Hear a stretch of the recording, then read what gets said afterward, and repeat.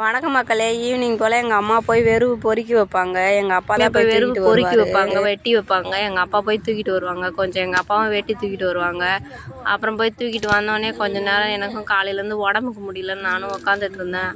அப்புறம் வழக்கம் போல் சரின்னு சொல்லிட்டு எங்கள் அம்மா வந்துட்டாங்க. வந்து கொஞ்சம் நேரம் கழித்து ஒலை வைக்க ஆரம்பிச்சிட்டாங்க. சாதம் வடிச்சிட்டு எங்கள் அம்மாவே தான் இன்றைக்கி எல்லா வேலையுமே செஞ்சாங்க. டெய்லியுமே எங்கள் அம்மா தான் நிறைய வேலை செய்வாங்க. நான் அதிகமாக செய்யாதம்மா, நீம்மா நல்லா வேலை செஞ்சுட்டு வந்துக்கிறேன் அப்படின்னு சொல்லுவாங்க. அப்படியே எனக்கு பாவமாக இருக்குது. எனக்கு தெரிஞ்ச கொஞ்சம் வேலை நான் செய்வேன். இன்றைக்கி எங்கள் அம்மா சுத்தமாக எனக்கு உடம்பு சரியில்லைன்னொன்னே எங்கள் அம்மாவே செய்ய ஆரம்பிச்சிட்டாங்க. வீடு வாசல்லாம் பெருக்கிட்டு அப்புறம் சாதம் வடித்து வச்சுருந்தாங்க. கொஞ்ச நேரம் குளிமா, அப்போ உடம்பு கொஞ்சம் களையாக இருக்கும் அப்படின்னு சொன்னாங்க. சரின்னு சொல்லிட்டு சாதம் வடித்து வச்சுருந்தாங்க. அப்புறம் நேற்று வச்ச சாம்பார் எங்கள் வீட்டில் அதிகமாக இருந்ததுனால அதே சாம்பாரை வந்து சூடு பண்ணி வச்சுருந்தாங்க மக்களே. இன்றைக்கி நைட்டு சாப்பாடு வந்து சாம்பார், ஆம்லேட் ஒன்று போட்டு வச்சுருந்தாங்க. சரின்னு சொல்லிவிட்டு